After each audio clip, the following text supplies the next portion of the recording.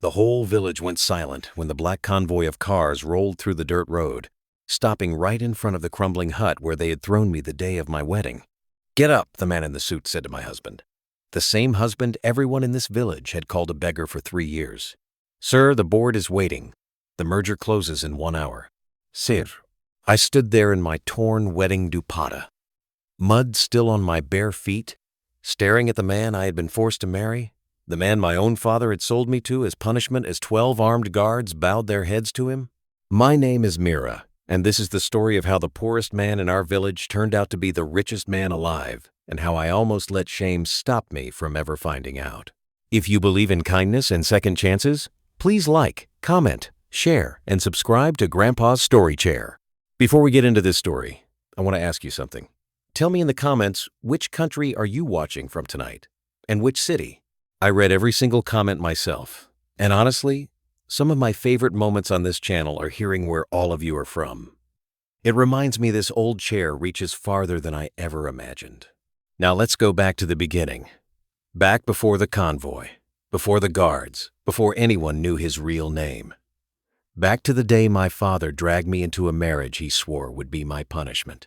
Our village was called Rampur Kheda, a small cluster of clay-roofed homes pressed against the base of a dry hill, 3 hours from the nearest city by bus, if the bus even came that week. I was 22 years old, the third of 4 daughters, and in my father's eyes, the least useful one. My 2 older sisters had already been married off to men with land and buffalo. My younger sister was still in school, the one my father called clever. Me, he called difficult, because I asked questions. Because I had once asked why our neighbor's son got to go to college in the city, while I was expected to learn how to grind wheat and wait for a husband. That question cost me. My father never forgot it. The morning it all began, I was outside our house at dawn, filling 2 clay pots from the village, well, the same way I had every morning since I was 12. My hands were cracked from the cold water. My mother was inside, coughing she'd had a fever for 11 days that we couldn't afford to treat, because the nearest clinic was a 2-hour walk and cost 400 rupees just to be seen. That was our life. Small numbers that felt enormous. 400 rupees, 2 hours, 11 days. It was around that same well that people first started talking about him. His name, the name people used anyway, was Ramesh. Nobody knew where he'd come from. He appeared in the village about 8 months earlier, sleeping some nights under the old banyan tree near the temple, other nights in the crumbling storage shed behind the grain market that nobody used anymore. He wore the same gray shawl, patched in at least 6 places, no matter the season. His feet were always bare, always dusty. He never asked for food directly. He'd just sit near the tea stall in the evenings. And sometimes the stall owner, an old man named Bansi Lal, would hand him a cup without being asked. Nobody knew his age. Some said 30. Some said closer to 40 because of the gray in his beard. He rarely spoke. When he did, his voice was quiet, almost careful, like a man choosing every word twice before letting it out. Children in the village would sometimes throw small stones near him, not to hurt him, just to see if he'd react. He never did. He'd simply move a few feet away and keep sitting, keep watching the road, like he was waiting for something or someone. I noticed him the way you notice a stray dog you've seen too many times to be scared of anymore. Familiar, but invisible. The only real conversation I ever had with him before everything changed happened 3 weeks before my wedding day. I was walking back from the well, pots balanced on my hips, when one slipped. It shattered on the stone path, water spreading everywhere, and I stood there staring at it, because that pot had cost us money we didn't have to spare. "Here," a voice said. It was him. He'd come from nowhere, it seemed. And without asking, he began gathering the broken pieces so I wouldn't cut my feet on them. "You don't have to do that," I said. "I know," he said simply, and kept doing it anyway. I remember looking at his hands. They were rough, sun-worn like a laborer's, but there was something odd about the way he moved them. Careful, precise, like a man who had once done very fine work with those hands. A long time ago, in a different life. "Thank you," I said when he'd finished. He looked up at me, and for just a second, just 1 second, something in his eyes felt entirely wrong for a beggar. Sharp, assessing, almost amused, like he knew something about the world that I didn't. Then it was gone, and he simply nodded and walked away. I didn't think about it again, not until 3 weeks later, when my father called me into our front room and told me I was going to marry him.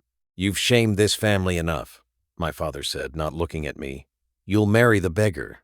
Let's see how clever your questions make you now." I didn't cry. I remember that clearly. I just stood there, staring at the cracked wall behind my father's head, thinking about the way that man's hands had moved when he picked up the broken pieces of my pot, careful, precise, like he was used to holding something far more valuable than clay. I had no idea how right I was.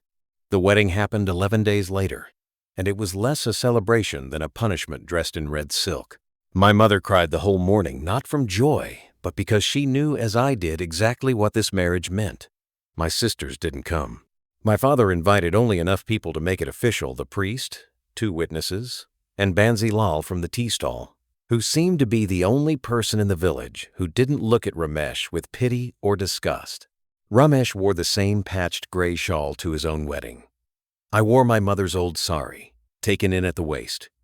There was no music, no feast. Just 7 steps around a small fire, 7 promises I didn't believe either of us meant, and then it was done.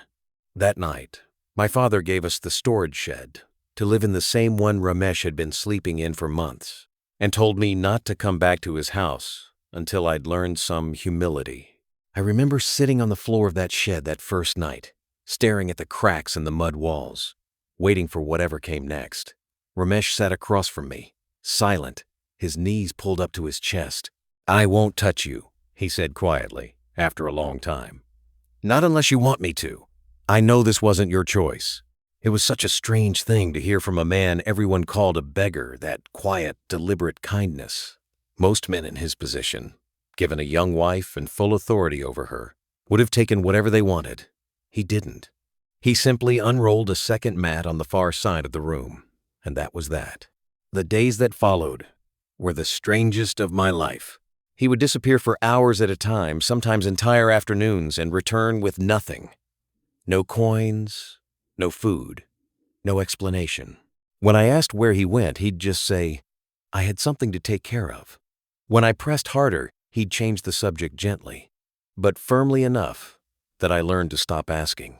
There were small things, though, things that didn't fit. One evening, I saw him writing in the dirt with a stick. Not words, but numbers. Long columns of them, adding and subtracting with a speed that made no sense for a man who'd never been to school.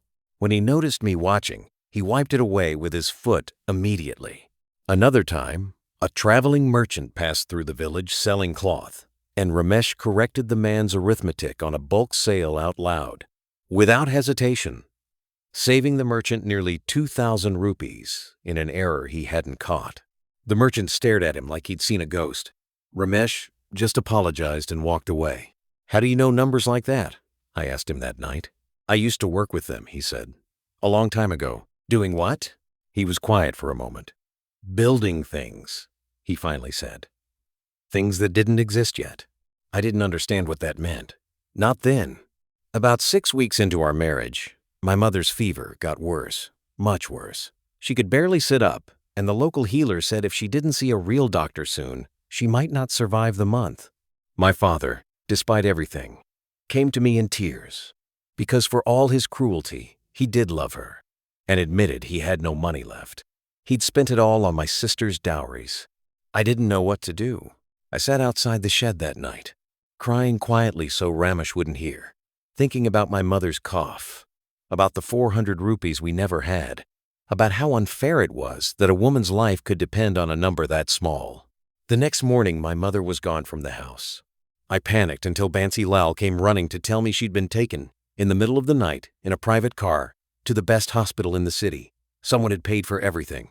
The best doctors, a private room, medicine flown in from another state. Nobody would say who arranged it. I confronted Ramesh that evening. "Was it you?" He didn't answer right away. Then he said quietly, "Your mother didn't do anything to deserve suffering. That's all that matters." I didn't understand what he meant. Not that night. The village, of course, noticed. Whispers started that the beggar had somehow paid for a hospital stay that would cost a wealthy family a year's income. Some said he'd stolen. Others said my father had lied about being poor all along. My father, humiliated by rumors he couldn't explain, began avoiding people's eyes at the market. Then, 3 days later, a letter arrived at the village post office addressed not to Ramesh, but to a name none of us had ever heard. A name followed by initials, followed by the words chairman and founder. The postmaster, confused, brought it directly to our door because it had our shed's address written beneath that unfamiliar name. I watched Ramesh's face as he read it. For the first time since I'd known him, something in his composure cracked, not fear, but resignation. Like a man who knew a moment he'd been avoiding for 8 months had finally arrived. "They found me," he said quietly. "Who found you?" "Ramesh, who are you?" He looked at me, and for the first time, I saw the exhaustion of a man who had been carrying something enormous, completely alone, for far too long. "That's not actually my name," he said.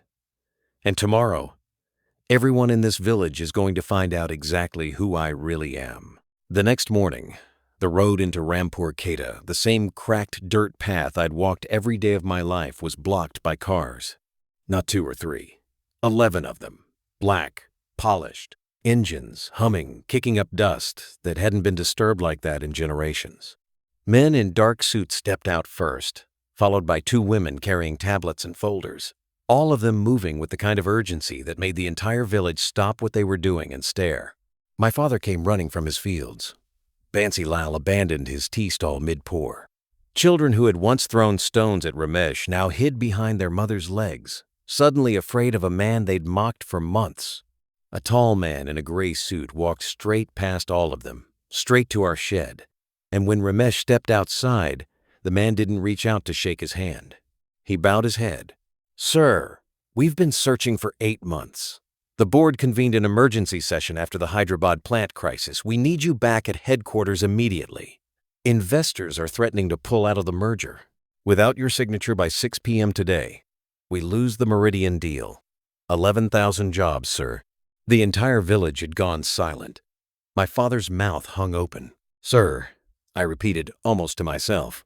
Ramesh, if that was even his name, turned to look at me, and for the first time since I'd met him, I saw none of the quiet, careful poverty I'd grown used to.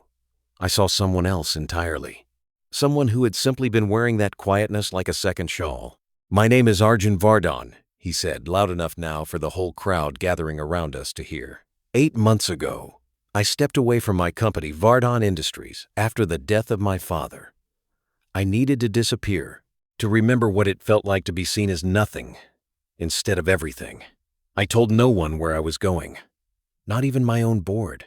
A murmur rippled through the crowd. Even I had heard that name before, Vardhan Industries. Everyone had. It was printed on trucks, on construction sites, on the side of buildings in every major city in the country. My father took a step back, his face draining of color. You're the..." "Yes," Arjun said, not unkindly, but without softening it either. "The same man you called a beggar. The same man you forced your daughter to marry as punishment. The same man whose meals you refused to share, whose water you made her carry to a shed instead of a house." The crowd turned to stare at my father, who had nothing to say. "I'm worth..." Arjun paused, glancing at the man in the suit, who quietly supplied a number that made the entire village go dead silent. A number with more zeros than most of us had ever spoken aloud in our lives, somewhere north of 90 billion. I felt my knees go weak. Not from greed, from the sheer impossible weight of what I'd just heard, standing in the same dust I'd carried water pots across every single morning of my life. "I didn't come here to punish anyone," Arjun continued, his eyes moving from my father to the crowd and finally settling on me. "I came here because 8 months ago, I was tired of people bowing to my name instead of seeing me. I wanted just once to know what kindness looked like when nobody was performing it for a reward." He turned fully toward me now. "Mira showed me that kindness. Not because she knew who I was. She showed it to a man she believed had nothing. She shared her food with me at the well, twice, when she barely had enough for herself. She defended me once, to her own father, when he told her to stop wasting pity on a beggar. She never once asked what I could give her. My throat tightened. I hadn't even realized he'd noticed those things. When her mother fell ill, and there was no money, he continued, I didn't hesitate. Not because I'm generous, because that's what family does for each other. And she is my family now, whether this village accepts that or not. The suited man cleared his throat gently. Sir, the merger. I know. Arjun turned back to me, and his voice dropped, softer now, meant only for me, though the whole village strained to hear it anyway. Mira, I have to go. Today. Right now. If I want to save 11,000 jobs that depend on this deal, but I am not asking you to stay in this village. I am asking you to come with me, not as a wife forced into a marriage, but as a woman I have come to genuinely respect, if you'll allow me the chance to actually earn the rest. I looked at my father, who wouldn't meet my eyes. I looked at the shed that had been my prison, and my shelter both. I looked at the 11 black cars, at the man in the gray suit, still glancing nervously at his watch, at the entire village staring at me like I was someone they'd never actually seen before. I need a moment, I said, and for the first time in my entire life, someone actually gave it to me. I didn't leave that day in a rush of fireworks and applause, the way you might expect from a story like this. I left quietly, 3 days later, after making sure my mother was stable and settled in a proper home near the city hospital, paid for fully, without condition by a man I was still, in many ways, only beginning to know. Rampriketa changed after that too, though slower than people expected. My father didn't apologize to me directly. Some wounds like that never quite close the way we wish they would, but he did stop attending the temple gatherings where men used to boast about their daughters' marriages, because he no longer had anything he felt he could boast about honestly. Arjun and I didn't fall into an easy, perfect love story overnight. Real trust doesn't work that way, and I think it would be dishonest to tell you it did. For the first several months, I lived in his home, a house larger than our entire village, put together feeling like a guest who might be asked to leave at any moment. We talked. We ate meals together in near silence some nights, and in long, unguarded conversation on others. Slowly, carefully, the way you rebuild a wall stone by stone, we built something real. He told me eventually why he'd chosen our village, specifically his father, before he passed, had grown up nearby, in a home even smaller than the shed I once lived in. Arjun had wanted to understand, just once in his life, what his father had actually survived before building everything Arjun later inherited. I found more than that, he told me one evening, almost a year after that morning with the 11 cars. I found someone who treated me like I mattered before she had any reason to believe I did. I think about that a lot, about how easy it would have been for me to walk past him at that well 100 times without ever stopping, about how close I came to letting shame and anger define the only version of kindness I had left in me. The truth is, none of us really know who's standing in front of us. The man sweeping the street outside your office, the woman asking for change outside the train station, the quiet, tired-looking stranger nobody bothers to really see. We don't extend kindness because we expect something in return. We extend it because it's the only thing that separates who we are from who we're afraid of becoming. Arjun didn't need my kindness to become who he already was, but I needed to give it to become who I wanted to be. That, I think, is the real story here, not the 11 cars, not the 90 billion, not even the wedding that started it all. It's the simple truth that the smallest acts of decency we offer strangers are never really wasted, even when we never learn where they land. If this story touched your heart, please leave a like and share it with someone who still believes kindness matters. And before you go, comment below. Kindness still exists if you believe even one good act can change someone's life.